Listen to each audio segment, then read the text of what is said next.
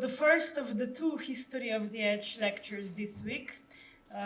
We are starting with Hana Ćurak, who will talk about a real phenomenon in our area in the last few years, an Instagram and Facebook page called vještice, and how they intervene into the patriarchal everyday life.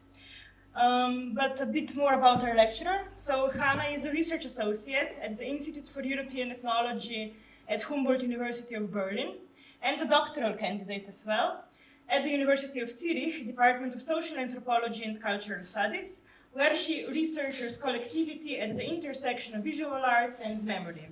She is the founder and one of the editors of the mentioned profile, vještice.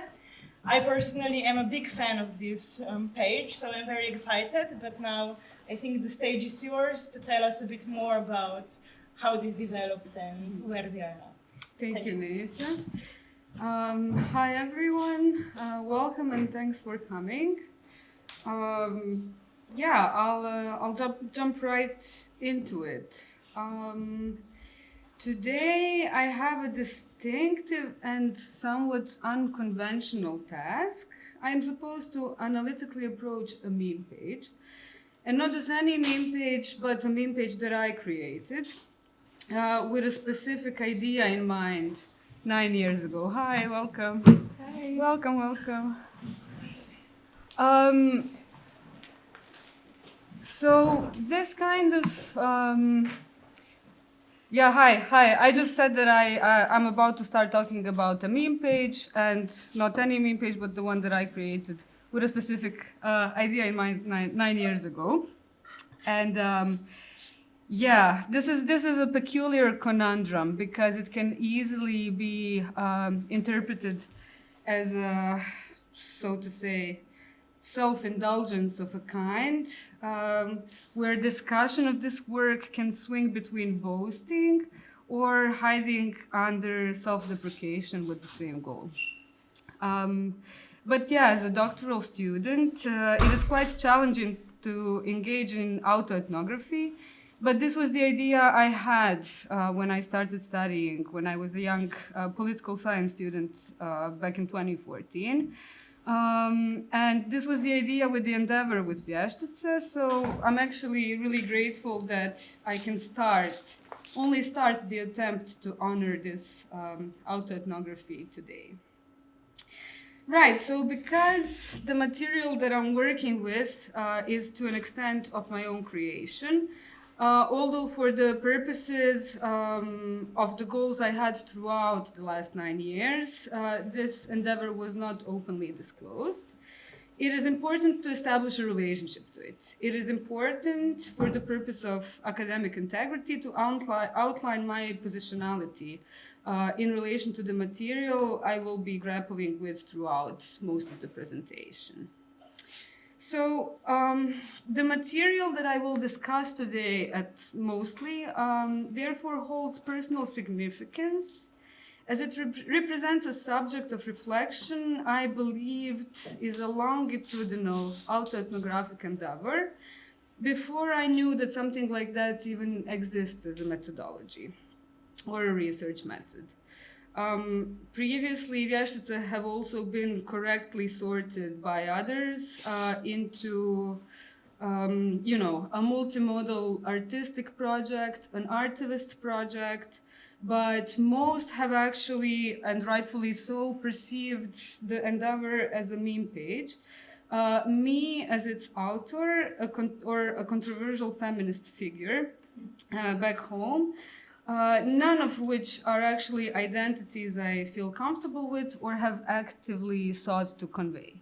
This is very important for our presentation today. So I do not claim the authorship of the memes that we will see today. And this is for a specific political reason. Back in the day, back when I started, vještice were also completely anonymous, and when asked to talk about the page, I had to. I always use the pseudonym, but then because of a lot of logistical issues with that, and because of some idea plagiarism that I faced early in the days, I had to kind of out myself, but always with this very, very specific insistence that I am not the author of the memes. So all of these interpretations by the public and my own interpretations of positionality that I just outlined is something I should note I also perceive as material when engaging in this research. And this is the material which opens new categories for me in my figurational analysis, which are then the categories of perception and self-perception and so on. So the varying perceptions and my own engagements in them, because, yeah, I was not really refuting or confirming the ways that people were perceiving me as the author or the page itself. These have previously brought about various placements of my endeavor in the public, which I mostly accepted with enthusiasm because it also fed into my research throughout the years. Some called me #1 feminist influencers. Other put the endeavor in this very project-oriented gender story of gender equality. People were interested in supporting my page through this like professionalized gender networks by international organizations. Social media was perceived as something I was very good at, and I was invited to do social media for other people, which is absolutely a catastrophe. I was also invited to talk about the platform at various fun startup youth accelerators with some young journalists, hip influencers, people who were dealing with like TikTok stars, YouTubers, and so on. I participated in all of this. And sometimes actually I did have to reject some of the, some of the things that were offered or that vještice were invited to. Like, for example, one time vještice were invited to be sponsored by Coca-Cola, by promoting Coca-Cola, which I did not accept. And very often in the interviews and in any kind of like conversations that I had, people would ask if I think that my social media activism can change the world, which in itself is a ridiculous question, of course, but this very often required the debunking of the very oxymoron of social media activism. Yeah, well, it is only recently that I actually started approaching this topic from a more institutionalized academic kind of an angle. And it took me a long time to get there.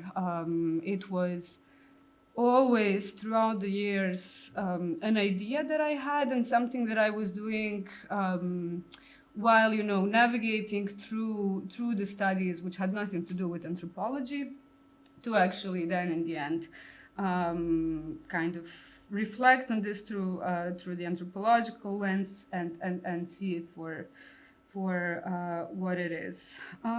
Right, so I would say before we start dealing with the material, I think it's important to mention that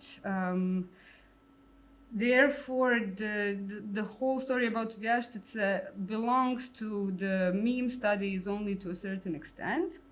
Actually, today, I will kind of try to connect it also to the topic of my dissertation, which is of a greater interest to me, which is the concept of collectivity in the context of curatorial interventions in post-Yugoslav memory studies.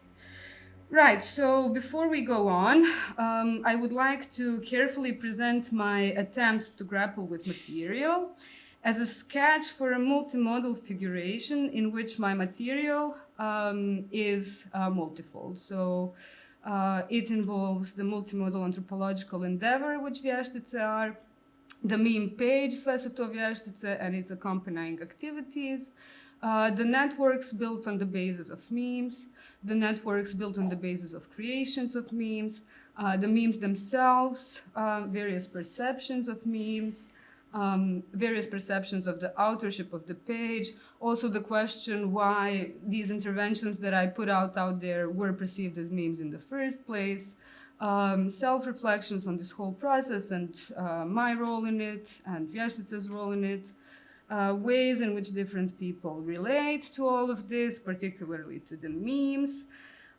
then the ways that memes make them relate to each other, and all kinds of social reproductions encompassed within. When talking about people who engage with the memes from the meme page vještice, I actually, in this presentation, will not refer to them as the publics or the audience. This is something that I believe comes later in my research. This is another area.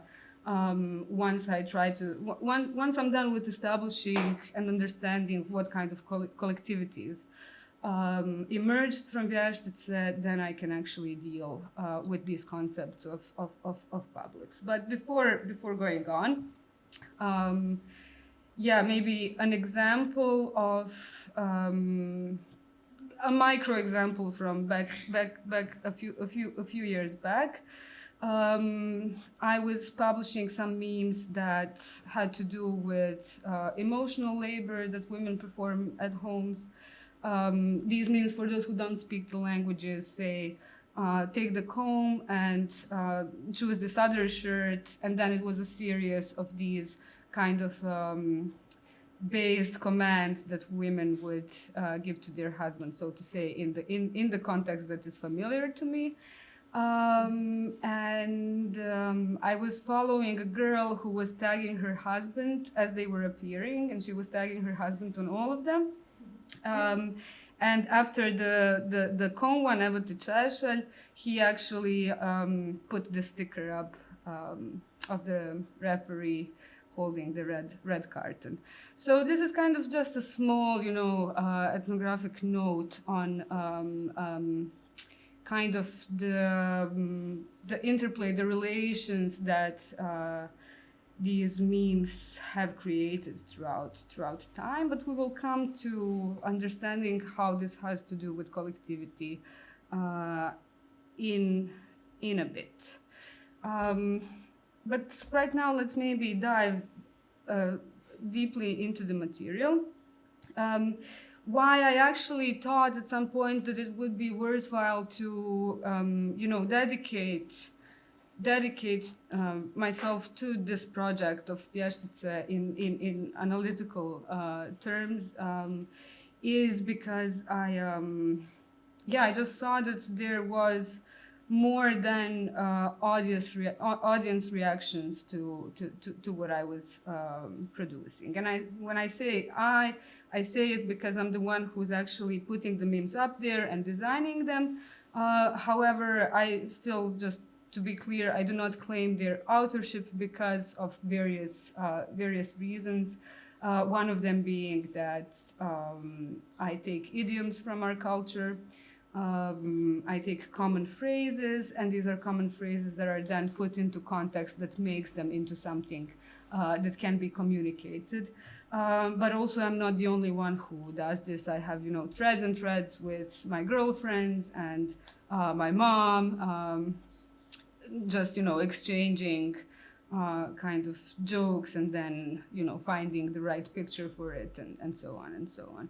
So it's a creative, collective process of a lot of people involved, and especially women when it comes to the memes. And then this was one meme. It says, "Mommy's coming from work, my love." And this is a common phrase that you can find across the Yugoslavian space. This is something that you would hear in everyday life. It doesn't just signal that the mother is coming back from work, but signals a lot of things that are culturally entrenched, including mother's guilt, that's very widespread across the country. Then this notion of performing emotional and domestic labor back home while also having to work. and a bunch of other things that you can read to it if you want to.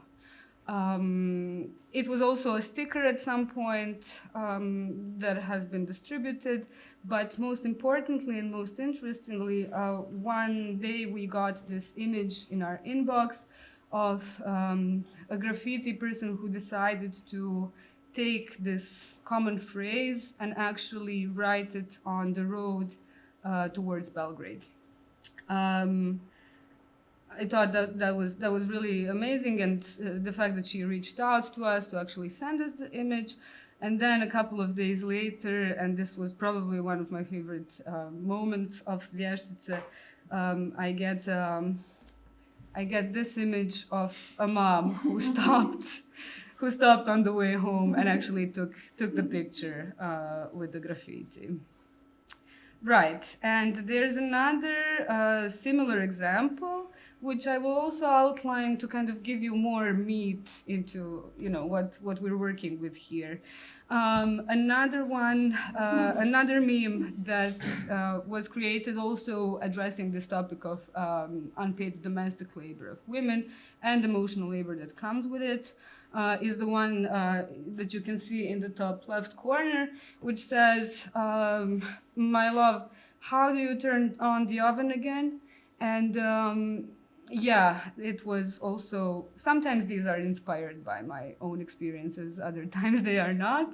But I also got a message from somebody saying that they found, somewhere in Dalmatia, they found the graffiti of the thing. And then one time last year, when Halid Bešlić, the famous folk singer from Bosnia and Herzegovina, had some notorious chauvinist thing to say about how women are great at cooking and that's the only thing they're great at, somebody sent me a meme, edited meme, back to the vještice profile. And this is something that's very interesting, the fact that the memes from vještice do not spread in terms of their form. So it is not that other people would use the form of vještice to communicate their own ideas. This does not happen. But when they want to communicate these ideas, they come back to vještice. And therefore, there's this constant communication with people who are engaged with this content, which was the basis on which I thought, okay, maybe there's something that has to do with affects in this whole story that I should address. Okay, so... Right, so now that we are in the material and that we kind of have the positionality of myself as a researcher and also as the person who is the founder of all of this, but also, is kind of in the back of the content development and the message creation, maybe it is useful to kind of go over what I actually want to talk about today. So this is the abstract that I sent. Right, and for today, maybe it's important to kind of focus on two really broad questions, which only serve as kind of a sketch for this longitudinal ethnographic endeavor that I have been performing, and now I'm actually starting to grapple with it on a more serious level. So the first question would be, do vještice foster collectivity? And what kind of collectivity do they foster? And the second is, how do vještice make everyday experiences and emotions politically salient? Right, before I go on, quick break.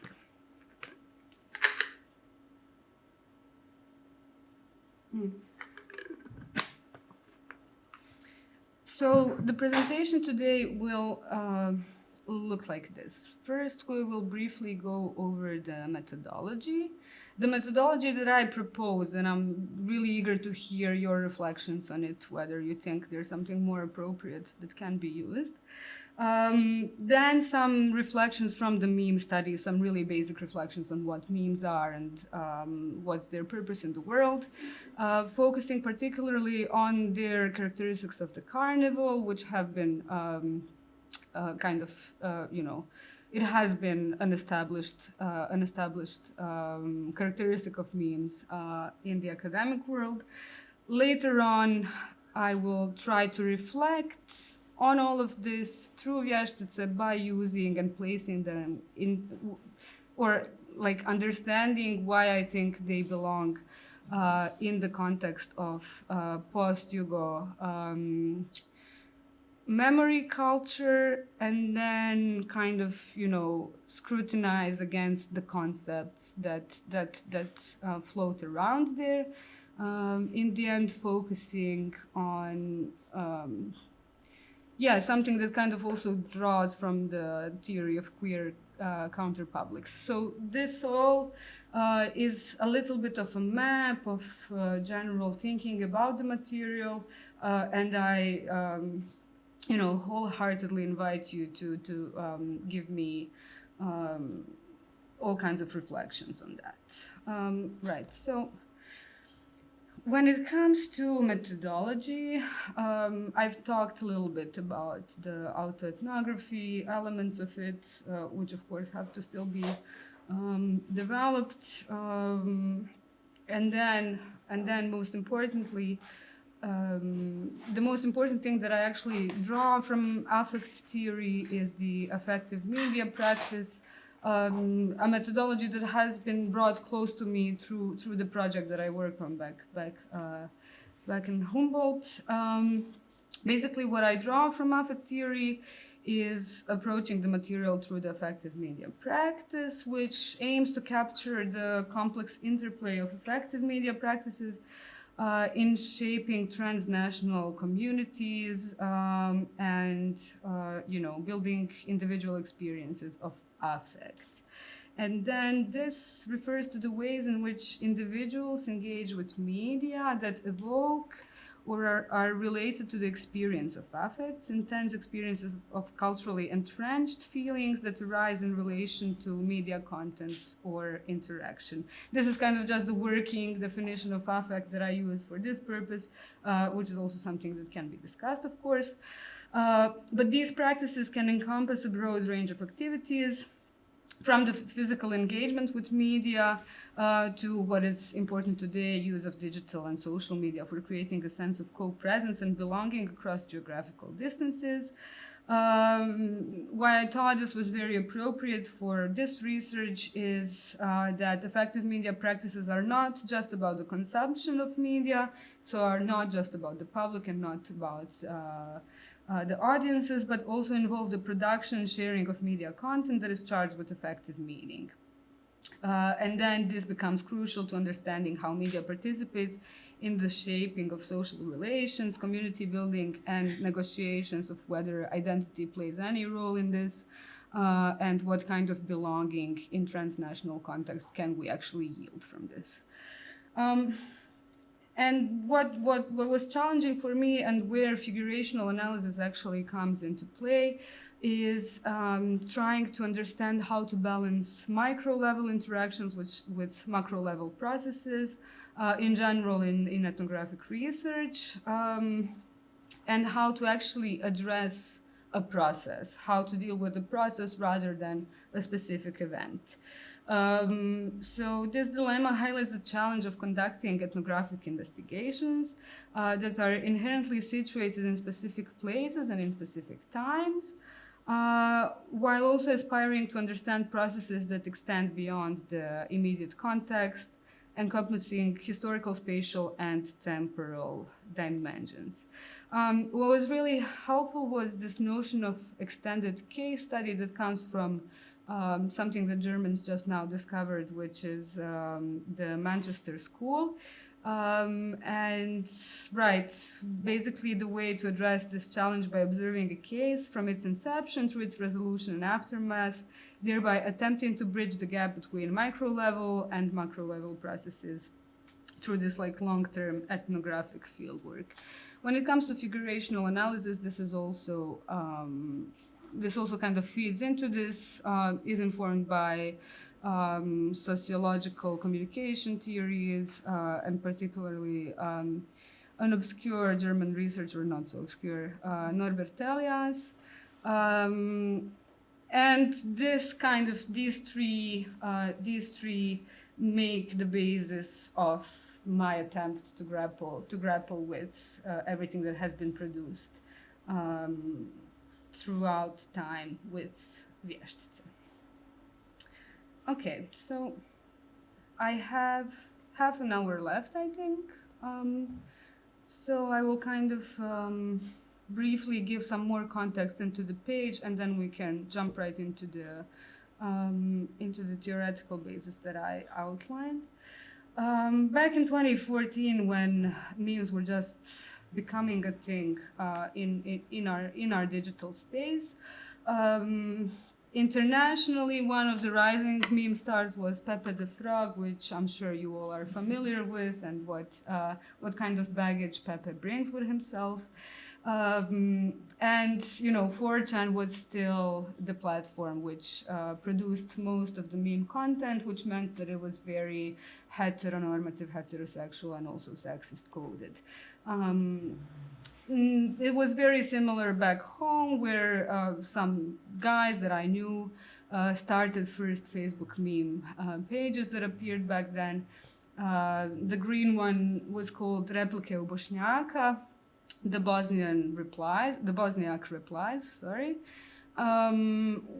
which was fun, but also very, very heteronormative. And then the lower one, the black one, is relevantna razina duhovitosti, relevant level of funniness, which also kind of mapped an experience of a young dude in Sarajevo, very openly excluding female experiences as well.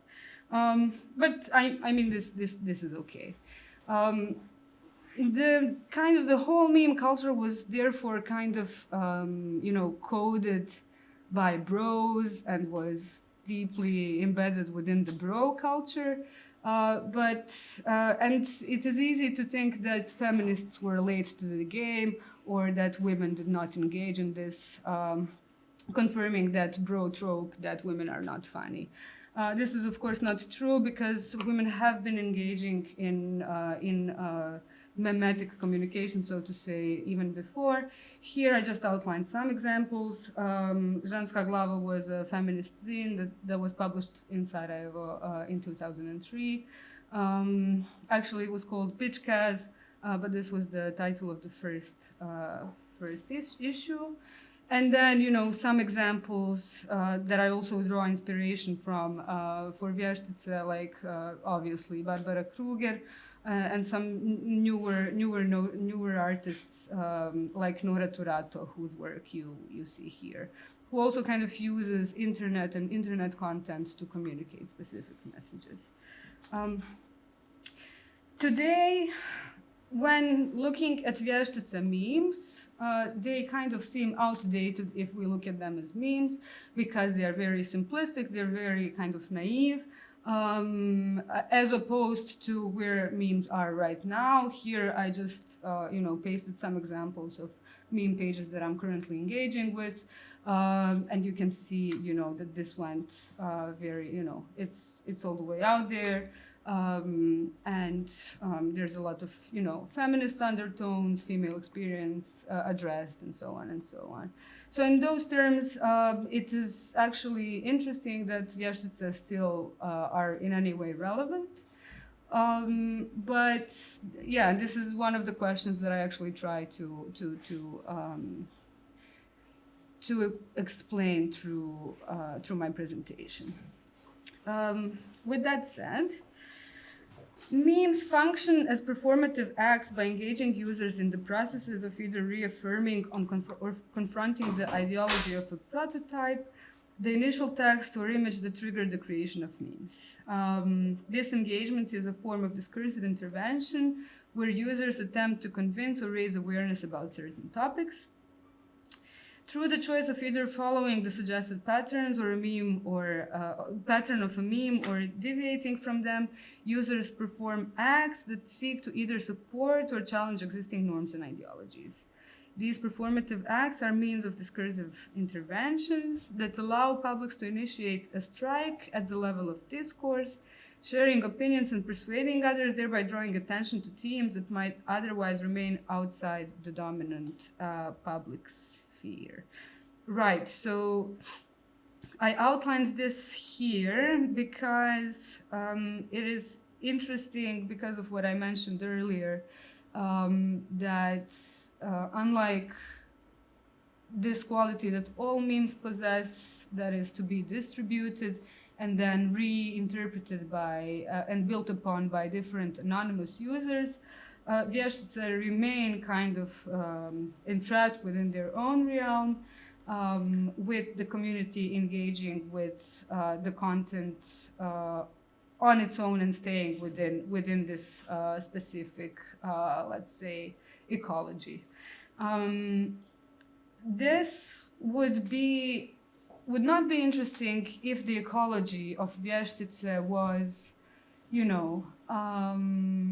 if the ecology of vještice was confined to people from academia who get all the levels of it, and artists who understand the images that are being used, and people who understand the references to different philosophers and their biographies and so on. But sve su to vještice's audience are largely not feminist at all, and from what I've gathered through looking through the profiles and engaging with them and talking to them, these are very often people who interpret these memes in their specific way. And this is where things get complicated with vještice, actually. Because in meme theory, memes are also kind of criticized for actually, reaching out only to the people who speak the same language, metaphorically by resonating with their moral frames, cultural knowledge, and political awareness, even if they come from different backgrounds or communities. While it is true that the audiences of vještice come from different backgrounds and communities, which are usually those who speak the language, but not necessarily that either, it is not true that there is a common moral frame that these people, that this is a reason why they stick to vještice. Cultural knowledge, yes, to a certain extent, but also interestingly, and this is something that I want to explore further on. Also, cultural how to call it. Cultural intrigue that comes from, for example, people who grew up in diaspora and have only certain levels of cultural knowledge, and so certain levels of being embedded within this specific pop culture. Right, another break, and then we go on.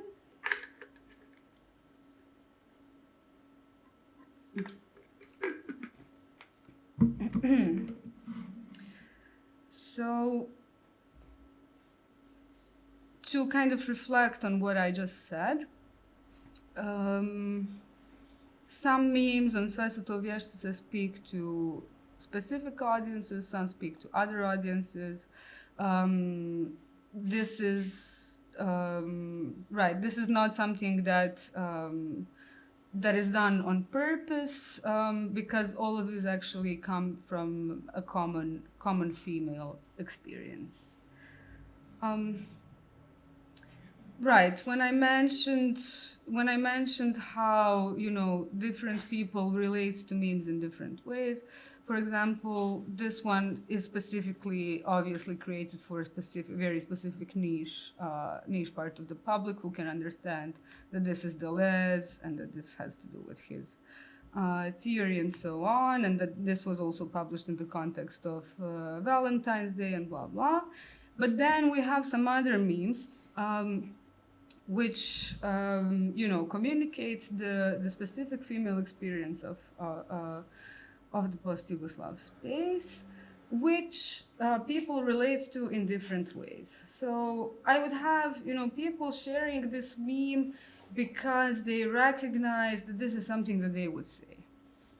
So not in a funny way, but actually in, affirming this kind of thing way. And then I have people who, understand the subversiveness of it. And then also people who are, heavily traumatized by these kinds of things. So really different interpretations of the same thing. Which brings us to the most important, let's say, critique of meme culture, or observation of it, informed by Bakhtin's concept of the carnivalesque. Whereas memes are often, they're often perceived as this kind of contemporary iteration of a carnival, of a Middle Ages carnival. If you know these, you know that it's usually a lot of people on a square who engage in all kinds of shenanigans, different activities, little plays, a lot of food, drink, everybody's kind of jolly, overly jolly, bad things happen as well. But the undertone is this funny way of kind of giving some ease to all the terrible things that are happening to us and all the oppression that's happening to us through the kings, but also kind of finding alternative ways to express that there are other ways to live and there are other, other alternative ideologies, let's say. So it's all, a carnival is a place of dissent, but not dissent that brings about a revolution on its own, but actually kind of more teases through this legal activity, which allowed for the promotion of alternative discourse, multiplicity of styles, and intentional polyphony, which is right where things with memes come into play. So as memes function as a digital carnival by allowing a diverse array of voices to engage in social and political commentary, often through parody and satire, they create a space where ordinary voices can be heard, forbidden ideas can be articulated, and authority can be mocked, much like, the medieval carnival. So the carnival-like environment is fostered in the digital realm, where memes circulate, promoting a discussion of political abuses and challenging the status quo through a blend of humor and critique, while remaining useful to the system such as private media platforms, where memes are uploaded, and governments as participants in this form of carnivalesque resistance typically do not aim to mobilize for political protests or to overthrow the elites. So the carnival itself is actually considered a meaningful activity and a favorable one by, the powers that be, focusing more on the joy of critical discussion rather than on further resistant action. Similarly, political deliberation through internet memes has a low mobilization impact.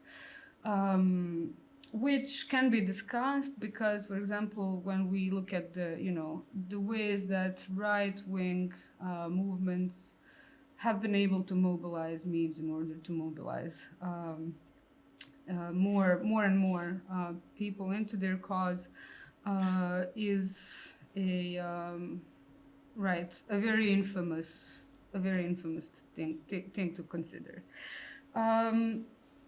But when it comes to vještice, vještice don't fit into this carnivalesque notion fully.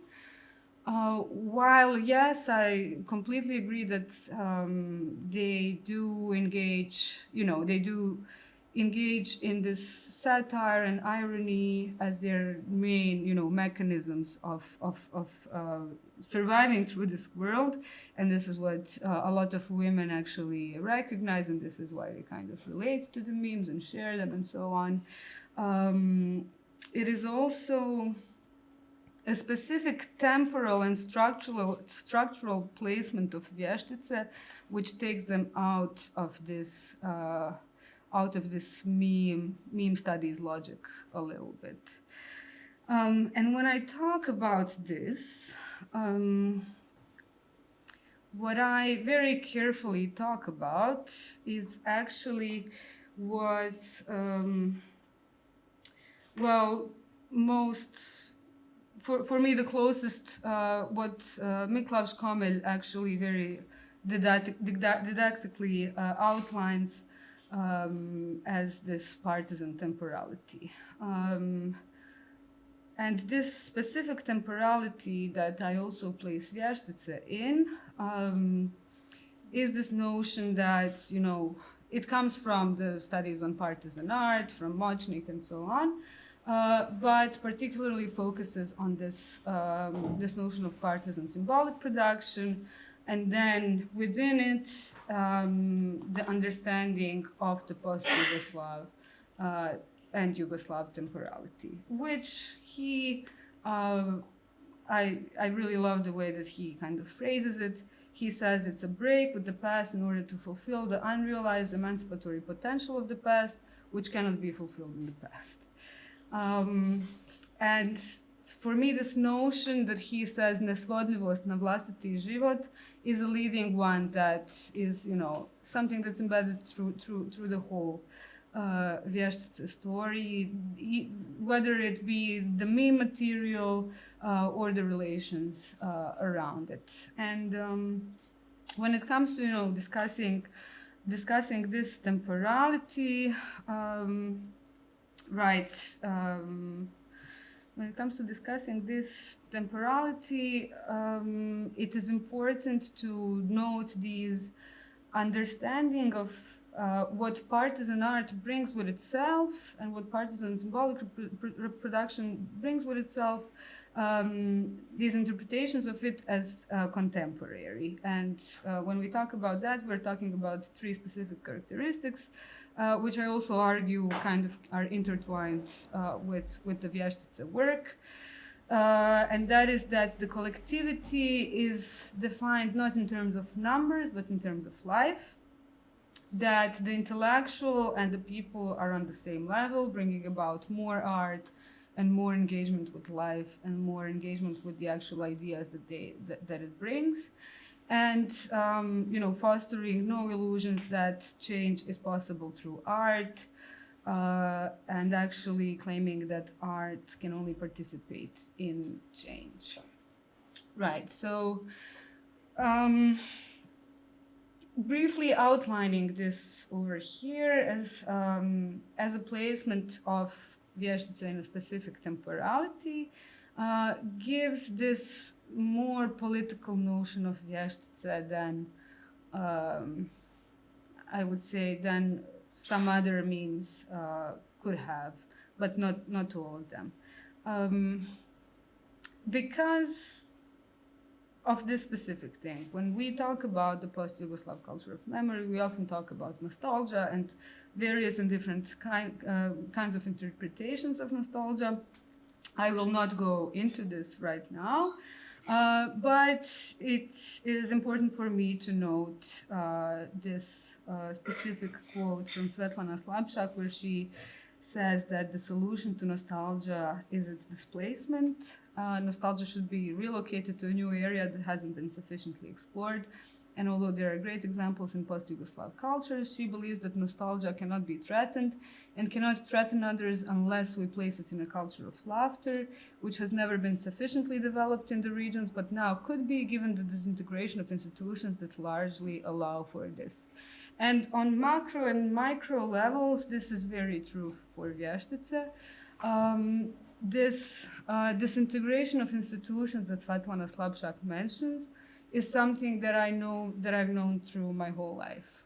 I grew up in post-Dayton Bosnia. I was born in Dayton, in the moment when the Dayton was signed. And this reality has made it easy for me to function as vještice in this specific reality. Maybe it wouldn't be so easy to function as vještice in any other kind of reality. But what I'm talking about specifically on the macro level is basically, you know, I accepted to be perceived as a young feminist influencer. I accepted to be perceived as, you know, a YouTuber or something like that. And I was accepting to be also perceived as, you know, this whatever figure of fighting for gender equality in the Balkans, and all of these tropes, because this allowed me to actually work with the material that I wanted to work with. And going through all of this made vještice more independent. Of course, this was a conscious decision that I was making. But yeah, insisting on this independence actually brought about so much of the material for me to work with. But still, there's an open question for me whether vještice can be perceived as an alternative memory practice in this context, and whether they actually are transcending or addressing Jugo-nostalgia, and in what ways. Are they addressing revisionism, and what kind of results is this happening? And here I bring about a few examples just to say, while mostly visuality of vještice is not connected to anything that has to do with the partisans or the national liberation struggle, for very specific reasons. I take pop culture references, Western philosophers, and photos from back in the day of Bosnia before the wars and so on, and really refrain almost from using imagery that has to do with our space. For a simple reason of not kind of diminishing its importance in a way. We did have a couple of collaborations and examples that I did with different artists, and this here, for example, has been done in collaboration with Sreda, Association for Culture and Art, Historical Museum of Bosnia and Herzegovina, and artists Lala Rašić and Andrea Dukanjic, where they gave me the pictures from the archives of anti-fascist women's struggle that they found, and gave me specific texts from the archives that they found to kind of interpolate them. And an example of that is in the middle, for example. The other ones are interventions by us. Right. I mean, it's an ongoing question for me as well, whether this kind of practice actually addresses or criticizes this notion of that Velikonja calls neo-nostalgia, or is it actually playing into neo-nostalgia as is? Right. Some other examples when it comes to kind of just communicating,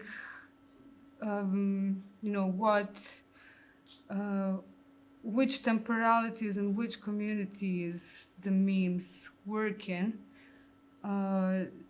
The one that's not in English says, "This is me when asked in Germany whether I'm a Muslim," and then the other one actually it says arrogance of small. It should say narcissisms of small differences.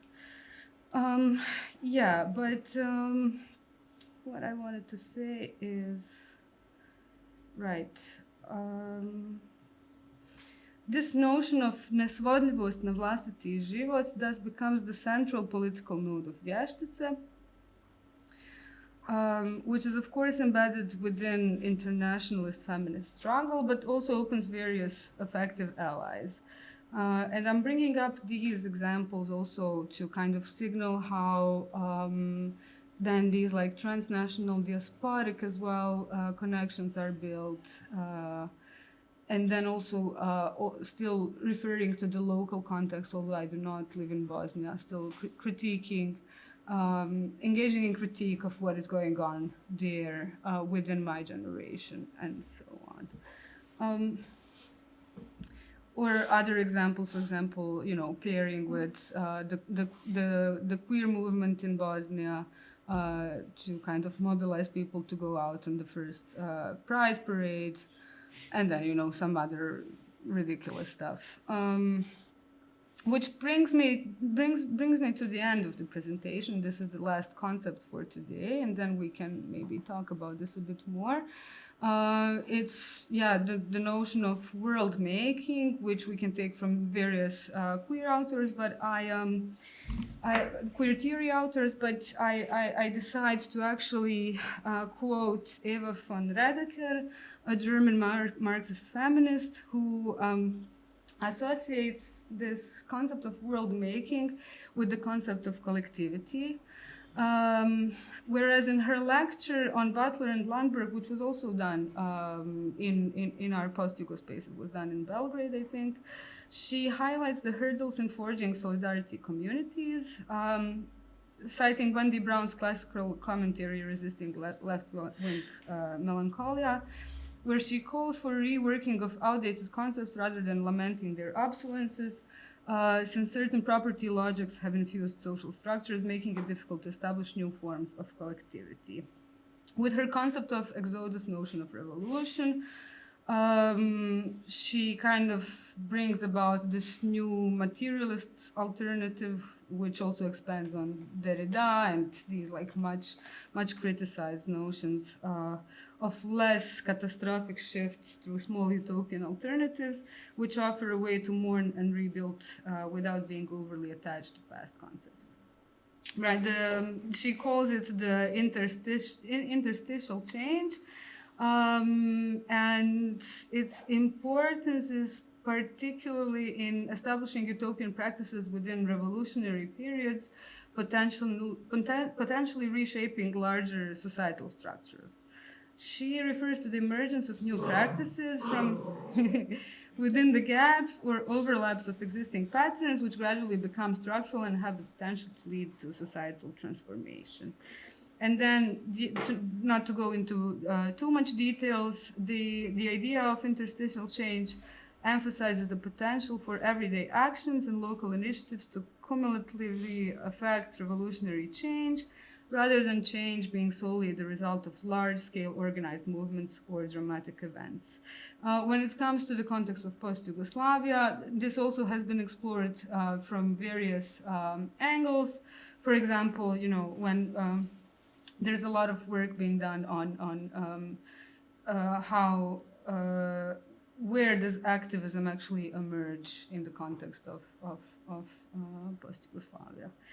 And then, right, so, for the end, credited with creating their own world despite their precarious existence and lack of institutional support, the example at hand does, to an extent, demonstrate how a range of collective practices can contribute to a larger movement and incrementally enable social change.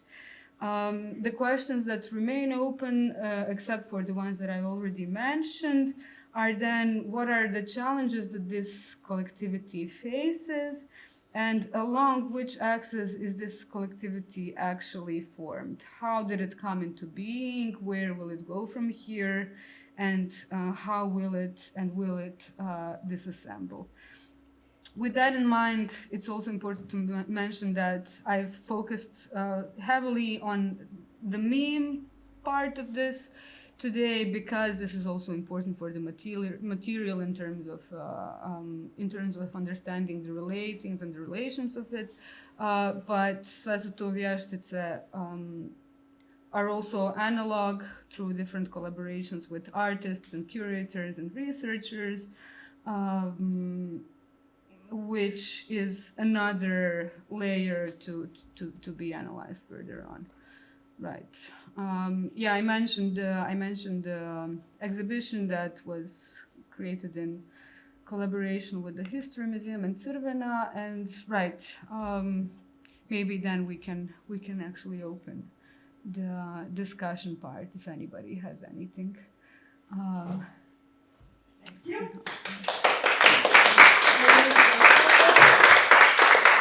Okay, so it's time for questions. We accept them, of course, from the public inside the room and on Zoom as well. If you have them on Zoom, just type them in the chat and we will, ask them here personally. So, who wants to start? I'm guessing the home audience usually has some more bravery. Hana? Thank you for your presentation. It was really nice.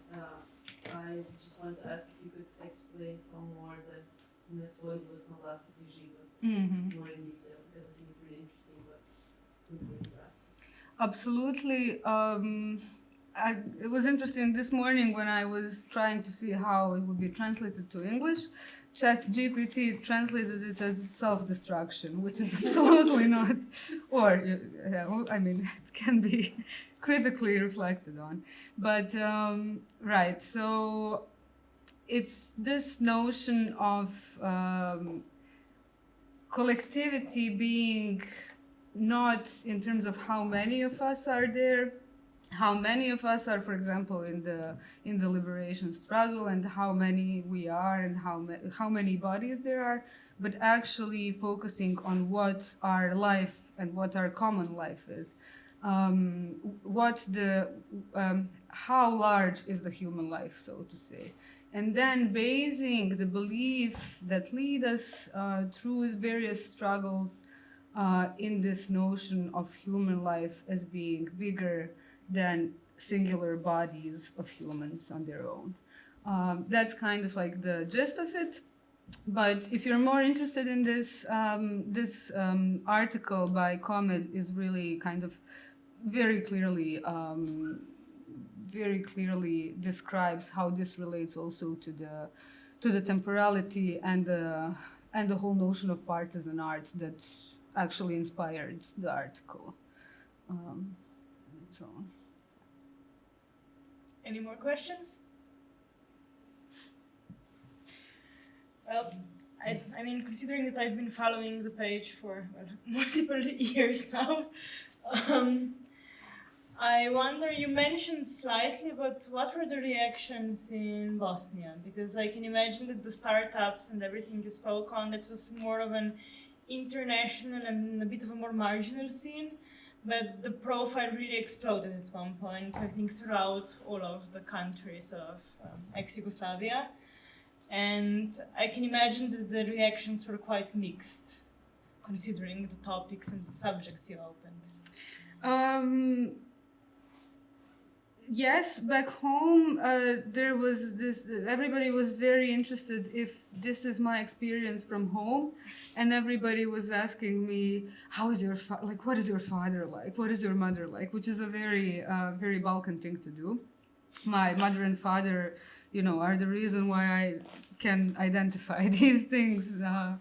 And the inspiration is drawn from all over the place and not home. And then, right, yeah, I mean, this perception of me as some super radical feminist has never waned, which is, yeah, very interesting to me. What else? Right, when people kind of started perceiving the political dimension of the memes, which was not from the get-go, which is also completely fine. I did start getting a lot of Chetnik movements on the profile, but I have a very specific policy when it comes to engaging with you know, in internet at all. I usually don't reply to any of that, so this has kind of waned throughout the time. Sometimes I accidentally touch upon hot topics at a certain moment, and then I do get some other, you know, these marginal, obscure reactions. But mostly, since the content is not reactionary in terms of reacting to events or daily politics, this gives me some, you know, peace in life. Yeah. Space.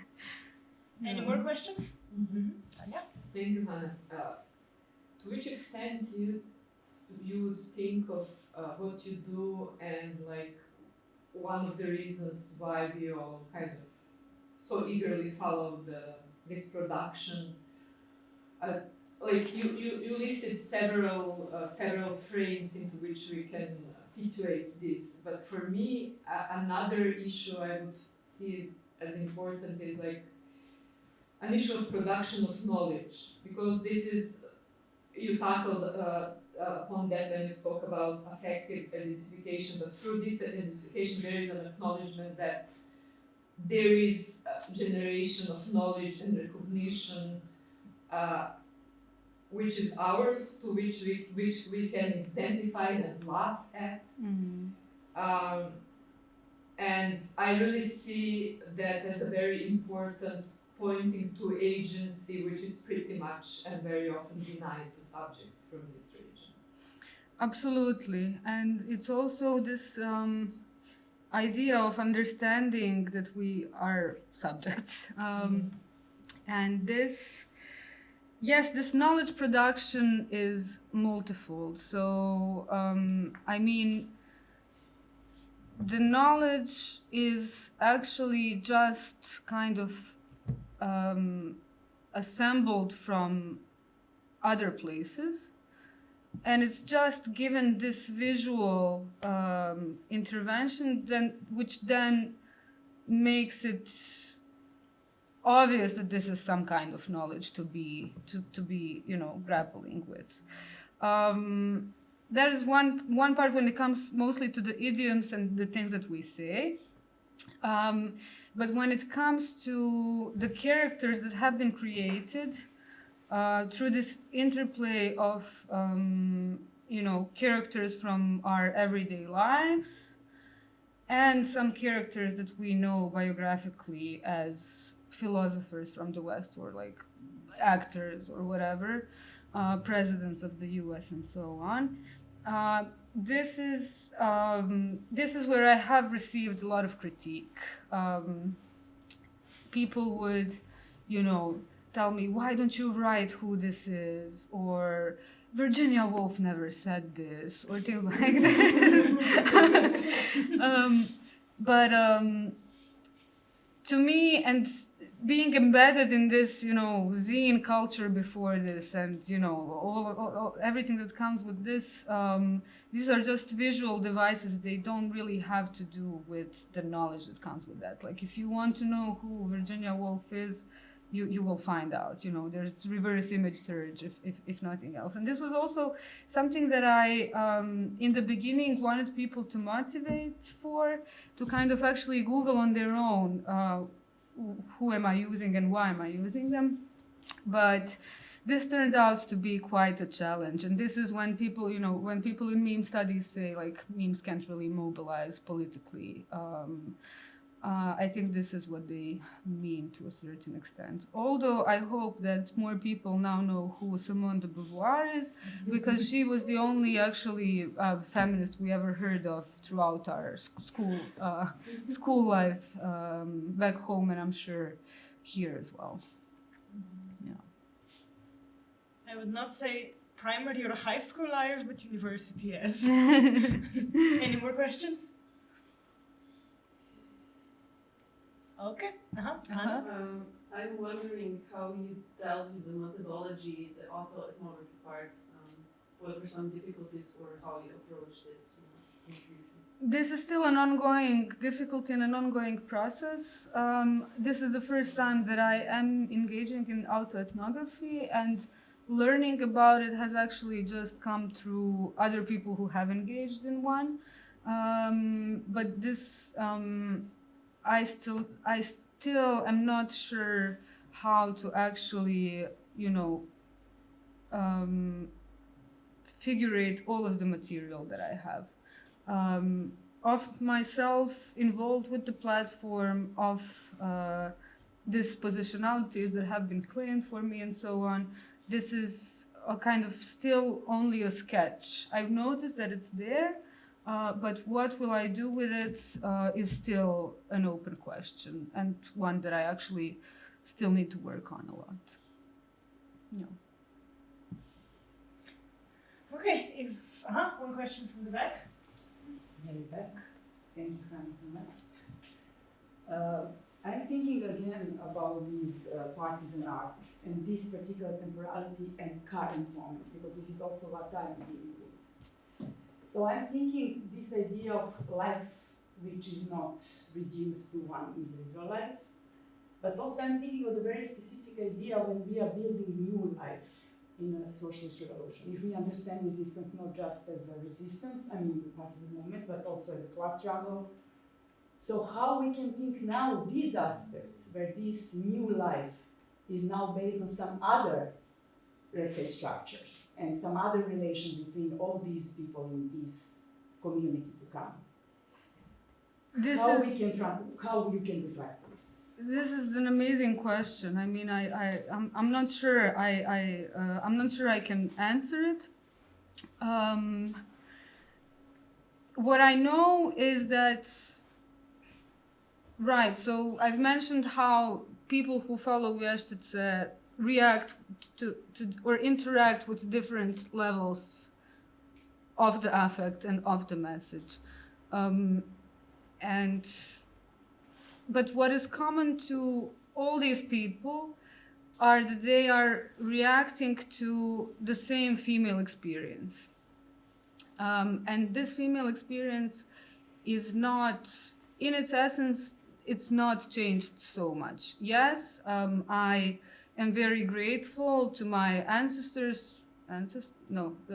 to the women that came before me, that I do not have to go through the same struggles that they did. There has been a lot of violence in the generation before mine. We could even claim, I mean, I can definitely claim like it's the first generation of women who is not, you know, who is in this kind of privileged position to, so to say, have at least the minimal structural conditions to not be exposed to these huge amounts of violence all the time. Of course, there's still a lot going on.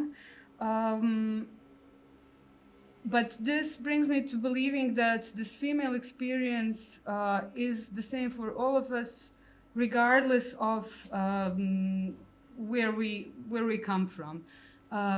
Of course, there's a lot of different experiences of lives of women, but when it comes to these notions of patriarchy, these everyday notions of patriarchy that I'm trying to identify, especially through language, this is where they stay. Right. So, of course, there are some issues that the page deals with only through Instagram stories, and only in serious ways, because there's no ways to kind of actually address things through humor, such as domestic violence, such as the violence that has been perpetrated through wars. And the femicides that are increasing in the region. But when it comes to the conditions that reproduce the everyday that's patriarchal, this is what vještice are kind of trying to address. And this is what I want people to see, that is larger than life and can be, you know, a way to resist these patriarchal entrenchments that we're in. Any more questions or comments? Maybe I have now I remember I have a question. What about reactions of men?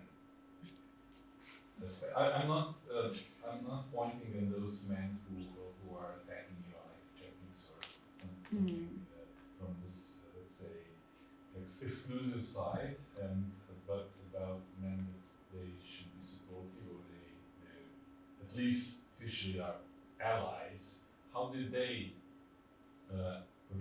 how do men react? Let's say men who are open to feminism, more or less. Right. Right. I have insight into what percentage of audiences across platform are men, and this is around 18%, which, from what I've seen online from different statistics, is a higher percentage than other meme pages that are perceived to be feminist or female or blah, blah, blah. When it comes to the memes that have to do with domestic labor and emotional labor, I think this is where I've seen most of negative reactions from men who were tagged in the comments. Like the one that I showed with the red carton. Similar things have happened wherever there were memes which addressed this. But yeah, there's also there's a lot of men who share it, especially when it relates to good question. When it somehow relates to relationships between mothers and sons, this is when they mostly share the content. Yeah. These are just some small things that I've noticed throughout time, but actually it would be interesting to engage in conversation with men who follow vještice as well. Yeah. Thank you. Any final questions? If not, thank you, Hana, for joining us. Thank you for coming to the Institute. Hopefully next time you can come for a longer time as well.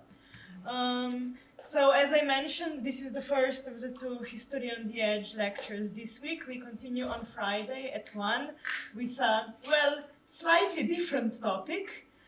So the speaker on Friday will be our research fellow Alexander Maxwell, who will speak about effacing Pan-Slavism, why the secondary literature on Slavic national awakening is unreliable. See you on Friday. Everyone who is here right now in the room is kindly invited to join us for coffee and classic domaćica.